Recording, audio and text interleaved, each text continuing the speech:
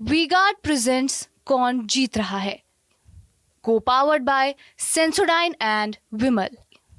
बोलो जुबां केसरी। सीधे हम आपको दिखा रहे हैं, कन्नौज पहुंचे हैं अखिलेश यादव। ये इस वक्त तस्वीरें आपके सामने आ रही हैं, ये देखिए जरा। अब मैं सीधे आपको लेकर चलूंगा।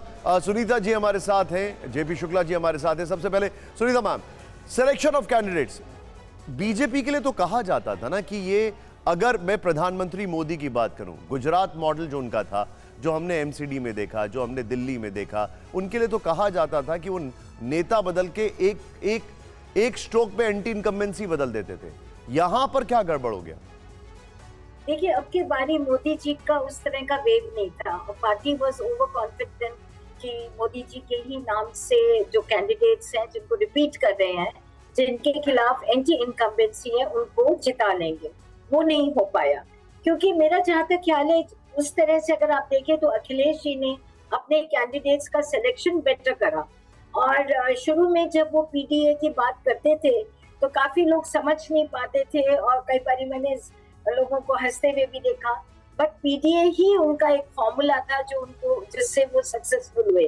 और एक पार्टी जिसको यादव मुसलमानों की पार्टी कहा जाता था, आज वो हर कास्ट में उन्होंने अपना एक पकड़ बनाई है, और हर रीजन में उसके बेसिस पे पकड़ बनाई है। सो आई थिंक टिकट डिस्ट्रीब्यूशन में अगर आप देखें तो बीजेपी से ज्यादा अच्छा अखिलेश यादव ने किया। मैम, लेकिन एक और सवाल है मेरा, जो मैं आपसे समझना चाहूंगा। मैं, दोनों अलग अलग स्टेट्स हैं, दोनों के अलग अलग इश्यूज भी हैं, दोनों के एकदम अप्रोच भी अलग है। मैं मध्य प्रदेश और उत्तर प्रदेश की बात करूंगा। स्टेट मशीनरी व एंड सेंट्रल मशीनरी, इन दोनों का समन्वय जब होता है तो चीजें बदल जाती हैं। वहां पर स्टेट मशीनरी का जो समन्वय था, क्या मैं ये कंक्लूड कर सकता हूं कि बहुत मजबूत था? वहां पे विक्ट्री मार्जिन्स भी बहुत बड़े बड़े हैं। उत्तर प्रदेश में बड़े बड़े नेता जो जीते, उनके विक्ट्री मार्जिन्स भी उतने नहीं है जितने होने चाहिए। स्टेट मशीनरी का यहां पर क्या फ्लॉ दिखाई देता है आपको? देखिए, जब शुरुआत तो हुई थी डबल इंजन के नाम से, और लोगों ने कहा कि मोदी प्लान के अलावा योगी प्लान भी काम कर रहा है। बट उसके बाद जब केजरीवाल जी ने एक स्टेटमेंट दिया कि योगी को हटा दिया जाएगा, और उससे पहले ठाकुरों की पंचायत हुई, उसका कोई भी कॉन्ट्रडिक्शन बीजेपी लीडरशिप से नहीं आया। मतलब इलेक्शन का टाइम था, आपके चीफ मिनिस्टर के लिए कहा जा रहा है कि वो हटा दिए जाएंगे। ठाकुर जिस कास्ट से वो आते हैं, वो प्रोटेस्ट कर रहे हैं वेस्ट यूपी में। उन्होंने इनफैक्ट योगी जी के लिए कहा भी कि वो उनको हटा दिया जाएगा, वो छोड़ दें, हम उनको जिता के प्रधानमंत्री बना देंगे। तो पार्टी का उसका कॉन्ट्रडिक्शन ना करना, जबकि अमित शाह जी ने जो ये कहा गया था कि प्राइम मिनिस्टर बीच में ही छोड़ देंगे और उनको वो दे देंगे, उसका कॉन्ट्रडिक्शन हुआ।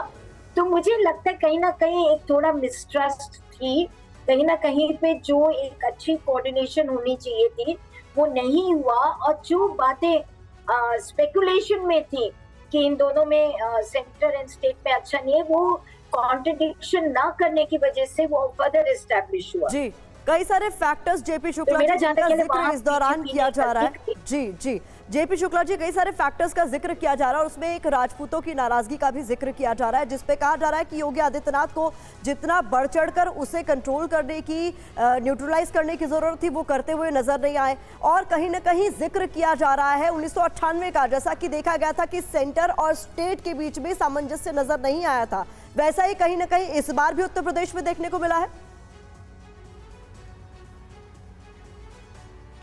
ऐसा है, मुझको ऐसे लगता है कि इस तरह से बोल देना एक प्रकार से ओवर सिंप्लीफिकेशन है। मैं जैसा देख रहा हूँ, जब पिछले 2-3 चुनावों में जो यहाँ पर उत्तर प्रदेश में ख़ास तौर पर भारतीय जनता पार्टी ने जिस प्रकार का प्रदर्शन किया, उसकी ख़ास तौर पे 2 वजहें थीं। एक तो जो हिंदुत्व, क्योंकि मुलायम सिंह यादव, अखिलेश यादव के समय में जिस प्रकार का माफिया राज था, उसको लेकर के लॉ एंड ऑर्डर की प्रॉब्लम एक थी, और कांग्रेस के शासन में जो करप्शन था वो एक समस्या दूसरी थी। ये तो ग्राउंड पे समस्याएं थीं, लेकिन हिंदुत्व का जो मुद्दा था वो इतना भारी सबके ऊपर में पड़ा। ये तीनों चीज़ों मिला करके उत्तर प्रदेश में भारतीय जनता पार्टी इस हालत में पहुंची। हालांकि पिछले 2 चुनाव में भी जनता को बहुत तकलीफ़ें थीं।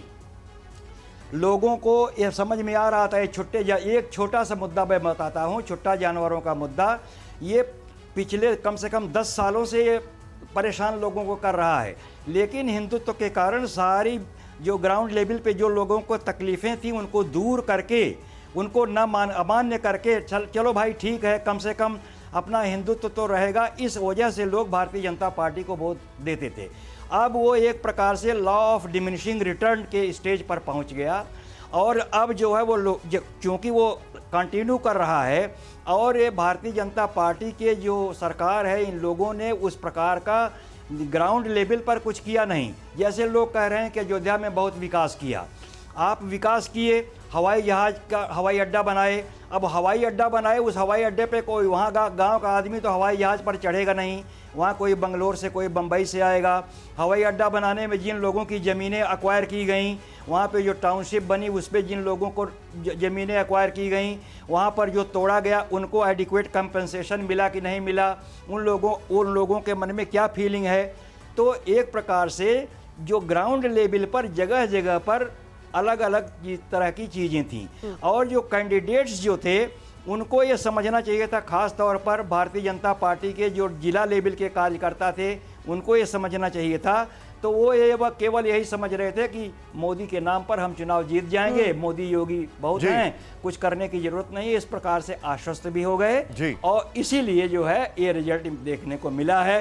आगे के लिए बहुत बड़ी वार्निंग है कि अब केवल आप एक ही चीज़ को देख करके नहीं कर सकते, ग्राउंड लेवल पर आपको जाना पड़ेगा। ये उन्होंने जो पन्ना प्रमुख बनाए थे वो कोई पन्ना प्रमुख खाली नाम के लिए थे। वी-गार्ड प्रेजेंट्स कौन जीत रहा है, को पावर्ड बाय सेंसोडाइन एंड विमल। बोलो जुबां केसरी।